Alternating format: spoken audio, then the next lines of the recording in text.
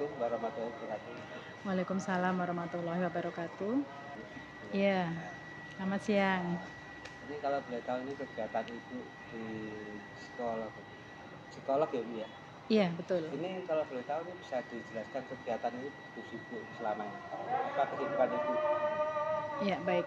Eee, Perkenalan dulu ya, nama saya Budi Lestari gitu. Saya biasa dipanggil Butari gitu ya. Aktivitas saya, sesuai profesi saya tentunya gitu ya. Saya adalah psikolog klinis yang kebetulan emang izin prakteknya itu dari HIMSI dan dari, Kemenkes begitu ya, dan lebih fokusnya ke klinis. Jadi, eee, bidang garapnya itu lebih ke dunia anak gitu ya, kemudian remaja dan anak berkebutuhan khusus, seperti itu. Ini udah lama ya, Bu, ya? Saya lulus kan 2004 ya, kemudian saya buka biro psikologi obsesi, maksudnya bikin pelegalan untuk, aktivitas saya itu, biro psikologi obsesi itu 2006, ya begitu. Jadi udah lama. Oh gitu ya. Iya. Berarti alumni dari UNS ya, Bu, ya? Iya, saya dari UMS, ambil S1 psikologinya di UMS, kemudian, program profesi psikolognya juga di UMS. Mmm. Apa yang membuat Ibu, tertarik menekuni di bidang sosiolog ini, Bu, ya? Psikologi Iya ini? baik, karena memang ya mungkin jiwa saya gitu ya, saya dari dulu memang pengen, jadi psikolog begitu ya. Dalam hal ini juga saya pengen praktek mandiri dan alhamdulillah tercapai gitu ya. Karena, kan saya sebagai seorang ibu gitu ya, jadi mau nggak mau saya harus, lebih banyak meluangkan waktu untuk keluarga gitu ya. Dan qadarullahnya ternyata juga nih anak saya yang kedua nih, mungkin saya cerita nggak apa-apa Iya, nggak itu ya? apa-apa, Bu, ya. Ya karena memang, ini jadi inspirasi juga buat saya gitu ya. Anak saya yang kedua itu kan dia ada kekhususan gitu ya. Jadi, eee, dia ada kecenderungan mengarah ke kesulitan belajar yang spesifik gitu, sehingga akhirnya saya harus fokus membersamai dia dan mau nggak mau harus banyak belajar tentang, seluk-beluk tentang apa yang dialami anak saya, yaitu disleksia gitu. Sehingga akhirnya alhamdulillah bisa terkondisi gitu ya. Sekarang anak saya sudah semester, kok semester, maaf, maksudnya sudah kelas 12 gitu, sudah kelas 12 dan akhirnya keinginan dia pun sama seperti dengan dunia yang saya jalani. Saya pengen jadi psikolog gitu ya. Oh gitu ya. Ini udah saya daftarkan di psikologi juga sebagai cadangan di UMS lagi. Oh gitu ya. Ya, begitu. Nah, jadi memang, dunia ini sesuai dengan jiwa saya yang pertama, kemudian berikutnya, ini juga saya lakukan salah satunya adalah dalam rangka untuk, ya menyelesaikan apa yang terjadi pada anak saya dan alhamdulillah berhasil dan dengan itu, saya merasa harus lebih up lagi nih buat yang lain, karena masih banyak mungkin anak-anak yang juga kurang lebih seperti anak saya, yang butuh dibantu dan akhirnya itu yang jadi, bidang garap bisa dibilang bidang utama saya, lebih ke anak berkebutuhan khusus. Mmm. Selama ini banyak ya, Bu, ya, acara-acara kegiatan-kegiatan yang mengundang Ibu ya? Iya baik ya, alhamdulillah gitu ya, lumayan banyak gitu ya, lumayan banyak entah itu dari instansi swasta, sekolah-sekolah begitu atau lembaga-lembaga atau yayasan dan juga dari dinas gitu ya. Jadi lumayan banyak gitu ya. Besok nih saya ada garapan juga ya, maksudnya saya diminta ngisi di Dinas Pendidikan gitu ya, Mmm. Sukoharjo. Apa yang menjadi ini, Bu, kalau boleh tahu, dari sudut pandang Ibu, problem-problem dari psikologis gitu ya? Baik, kalau untuk terkait problem psikologis gitu ya. Jadi dari sekian yang, meminta saya untuk ngisi atau menugaskan saya untuk ngisi materinya gitu ya, itu temanya hampir sebagian besar itu yang laris manis atau sering jadi request permintaan itu adalah tentang kesehatan mental dan, anak berkebutuhan khusus gitu ya, dan juga bullying. Nah itu ya. Tapi yang paling sering tuh 2, kesehatan mental dan bullying. Kayaknya itu tema yang nggak pernah basi gitu ya. Mmm. Ya. Mungkin karena semakin banyaknya, permasalahan yang terkait itu gitu ya. Jadi itu begitu urgent ya bagi kehidupan ini. Bagaimana tuh? Iya baik, eee, ya istilahnya begini ya, saya pengen memang untuk, beraktivitas gitu ya, beraktivitas itu tidak hanya bermanfaat untuk kita aja gitu ya, tapi memang itu bermanfaat untuk sekitar. Karena kan ya kayak contoh gitu ya, dari beberapa yang saya jalanin ya, saya kebetulan memang lebih fokus juga di anak berkebutuhan khusus ya, karena mereka itu kan butuh dibantu. Nah, beberapa itu ada yang orang tuanya gitu ya, orang tuanya itu eh, pengen tahu bagaimana caranya sih membersamai anak berkebutuhan khusus gitu ya. Nah, disitulah saya bikin beberapa eh, garapan gitu yang berupa pelatihan gitu ya. Itu bagaimana caranya orang tua itu bisa dilatih supaya mereka bisa melakukan atau apa yang harus mereka lakukan membersamai anak-anak berkebutuhan khusus. Sehingga kan kalau namanya terapi itu kan perlu biaya dan lain sebagainya, belum juga waktunya gitu ya. Jadi kalau mereka tuh mampu melakukan sendiri, tentunya bukan terapi loh ya, melakukan sendiri itu bagaimana menstimulasi supaya anak-anaknya itu bisa lebih baik lagi gitu ya. Apa yang jadi kendala itu bisa teratasi secara mandiri, itu kan otomatis sebagai sebuah proses bantuan yang bisa kita lakukan gitu ya. Begitu. Jadi biasanya tuh orang tua seneng kalau diundang ataupun diikutkan acara gitu ya, yang itu terkait memang bagaimana cara untuk membersamai anak-anak berkebutuhan khusus, itu ya. Kalau di Kabupaten Sidoarjo ini, untuk pendampingan anak-anak yang berkebutuhan khusus itu selama ini dari tahun ke tahun, mungkin di tahun ini meningkat atau menurun? Ya, baik. Saya bicara secara ini ya, fakta kalau menurut saya, karena saya kebetulan juga lumayan sering berinteraksi dengan guru-guru yang di sekolahnya ada anak berkebutuhan khusus gitu atau mungkin juga para relawan ya yang ada di Sanggar Inklusi. Ya di sini kebetulan kan saya dari Sukoharjo gitu ya, KTP saya Sukoharjo. Jadi saya mengapresiasi sekali gitu ya dengan Ibu Bupati kita gitu ya, Bu Eti, yang beliau itu luar biasa gitu ya, yang support sekali dengan anak berkebutuhan khusus atau disabilitas gitu ya. Buktinya kan ada buktinya gitu ya, di 12 kecamatan kita gitu, berarti kan semuanya gitu ya, itu ada sanggar inklusi. Sanggar inklusi yang di situ ada relawannya. Semua bergerak semua ya? Iya, setahu saya, karena saya kebetulan memang beberapa kali itu juga jauh sebelum saya garap di beberapa pelatihannya gitu ya. Saya beberapa kali juga membersamai para relawan ya, terutama yang di Bendosari kalau nggak salah itu ya.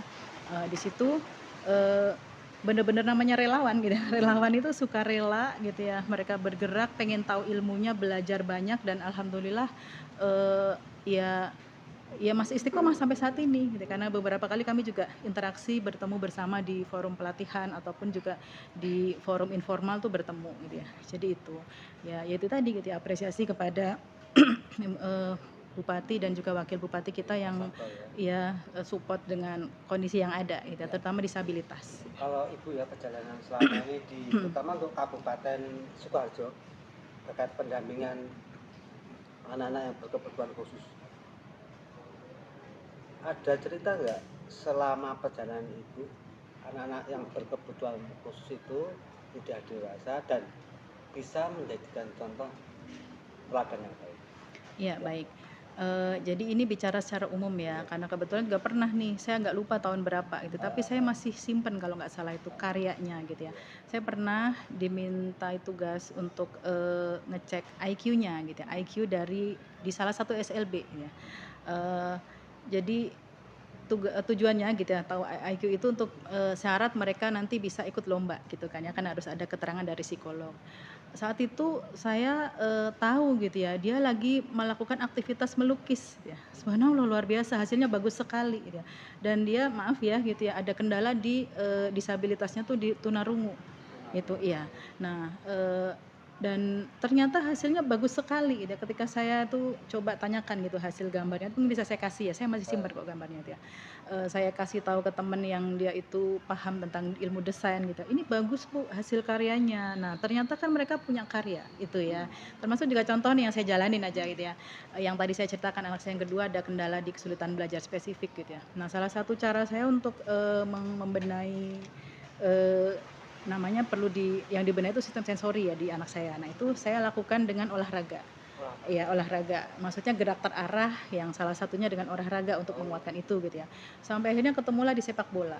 Dan qadarullah anak saya akhirnya jadi atlet kan gitu ya. Jadi pemain bola gitu ya. Sampai ya piala, piagam, dan juga medali itu banyak gitu ya. Pernah sampai ke Jateng DIY beberapa kali, ya berkali-kali malah gitu ya. Kemudian yang sampai ke juara nasional juga sudah 2 kali, dan akhirnya masuk SMA kan tanpa tes tuh anak saya karena memang prestasinya itu contoh saja. Jadi walaupun mereka punya keterbatasan, tapi Allah Tuhan Yang Maha Kuasa tuh sisipkan sisi kelebihan pada diri dia. Dan saya sudah membuktikan sendiri itu dari beberapa klien saya, nggak cuma tadi yang saya ceritakan ya, ada juga yang dia anak autis ternyata punya kemampuan yang lebih dari sisi musik, itu juga ada. Ada ya? Ada, iya. Detail sekali dalam hal menggambar grafis itu juga ada. Dan akhirnya berhasil ya? Ya berhasilnya memang dalam hal Tertentu ya? yang memang keberbakatan dia. Kalau untuk berhasil tanda petik disamakan kayak yang lain tuh tetap tidak bisa gitu ya. Maksudnya Tetap ada kelebihan di situ. iya, ada sisi lebihnya gitu ya, seperti itu.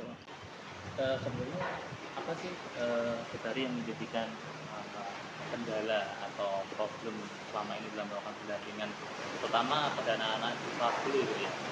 Seperti apa Bu ini? Iya, baik. Jadi sebenarnya yang paling jadi kendala nih menurut saya gitu ya, menurut saya selama berpraktek selama ini tentunya gitu ya, itu ketika orang tuanya denial atau menolak gitu, atau reject gitu ya. Enggak, anak saya enggak begini kok, anak saya baik-baik saja. Nah itu yang pertama jadi masalah. Karena kan kunci pembenahan ataupun kunci untuk melakukan proses stimulasi atau terapi bagi anak-anak berkebutuhan khusus itu adalah orang tuanya menerima dulu gitu ya. Oh iya, anak saya memang ada hambatan, saya harus bagaimana? Nah itu enak gitu ya. Kalau enggak kan ya PR-nya harus diselesaikan dulu, orang tuanya harus selesai dulu nih tentang masalah itu. Kalau enggak ya sebaik apapun, sebanyak apapun, semahal apapun proses terapi, bisa dibilang mungkin progresnya nggak akan ketara. Bahkan mungkin bisa dibilang ya nggak ketara gitu ya. Begitu. Jadi ini bisa berubah Bu ya dengan proses waktu gitu ya?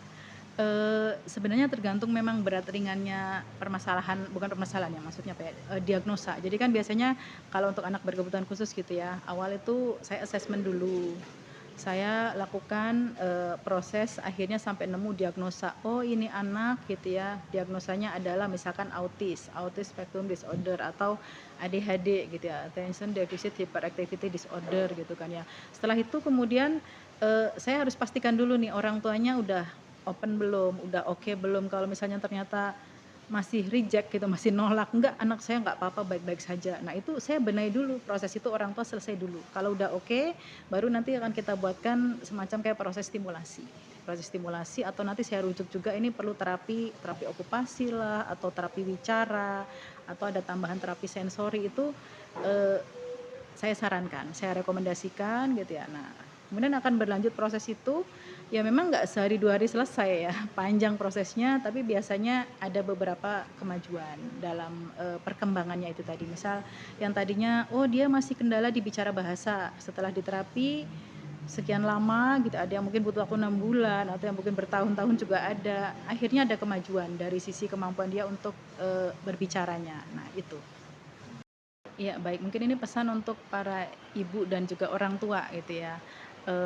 Ya ketika memang kita dikaruniai anak-anak yang spesial gitu ya, anak yang berkebutuhan khusus atau anak disabilitas gitu ya, itu sebagai sebuah penanda gitu bahwa kita dipercaya gitu ya, dipercaya untuk ya menjadi orang tua dari anak yang spesial. Otomatis berarti hati kita gitu ya, diri kita itu perlu buat yang spesial juga ya. Nah itu yang salah satu Harus caranya semakin ada, luas. iya diluaskan seluas samudra Yang mungkin semakin gitu ya. luas ya. Iya, sehingga akhirnya kalau udah lega dulu, plong dulu, menerima dulu, nanti akan ada kelanjutannya, yaitu oh saya harus belajar, saya harus banyak mencari tahu dan sebagainya, bahkan mencari komunitas yang juga serupa biar saya semakin semangat. Jadi intinya itu ajakannya gitu ya.